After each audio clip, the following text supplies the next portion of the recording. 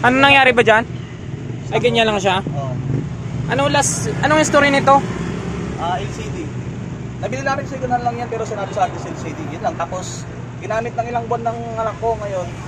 Yan naging ganyan naman ang stock logo. Oh, Magdadalawang buwan ng stock logo ngayon ko napapayos. sige. Subukan natin gawin. Pumunap po kayo. Sige na sir. Oppo E5s stock logo.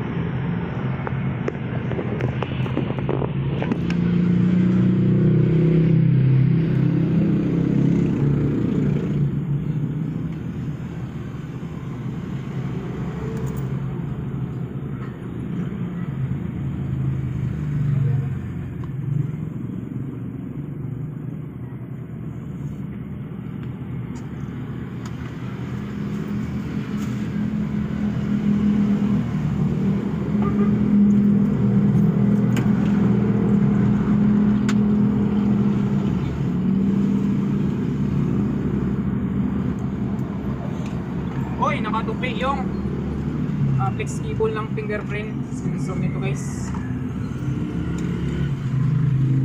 So, hindi maayos yung pagka-install nito. So, ito guys, try natin ito. Try natin ito. Uy, tanggal na rin yung screw nyo. Kulang-kulang na rin ang screw.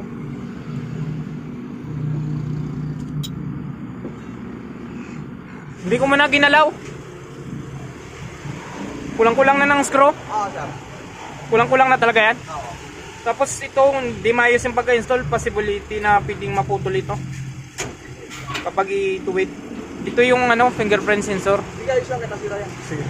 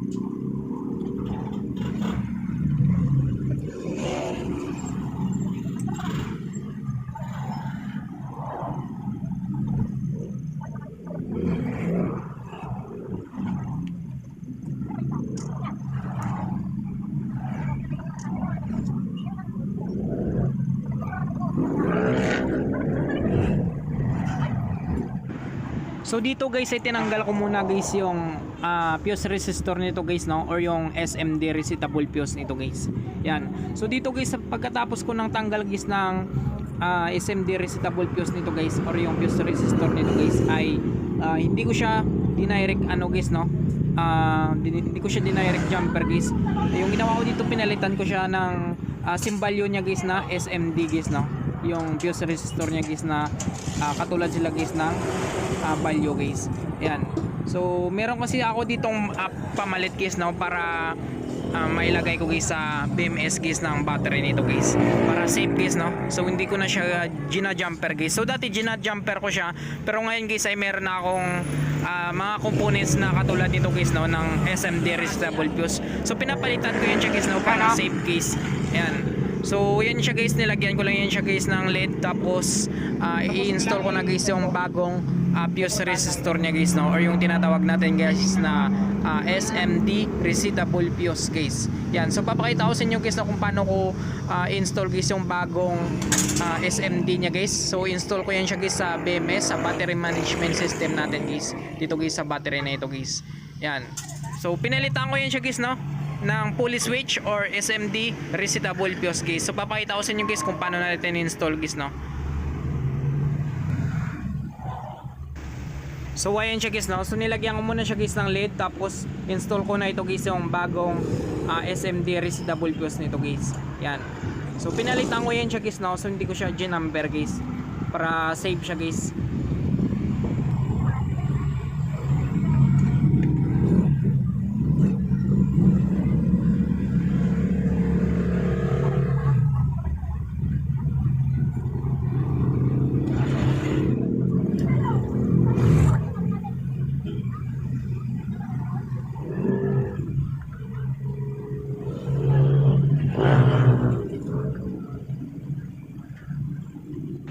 So ayan siya guys, no. So na-install natin guys yung bagong SMD resetable fuse niya guys. So ito guys yung dati niya guys, at pinalitan natin siya guys ng bagong fuse resistor guys, no. So dito guys ay bago ko siya ibinalik guys, ay tinester ko siya ulit guys, no, kung meron siyang voltahe guys. Yan. So ayan siya guys, no. So meron na siyang reading guys. So ibig sabihin guys ay successful tayo guys sa pag-install guys ng bagong SMD resetable fuse nito guys sa BMS guys ng battery nito guys, no, or sa tinatawag natin guys na battery management system natin guys. Yan. So balik na natin, subukan natin pandarin guys yung unit na yan.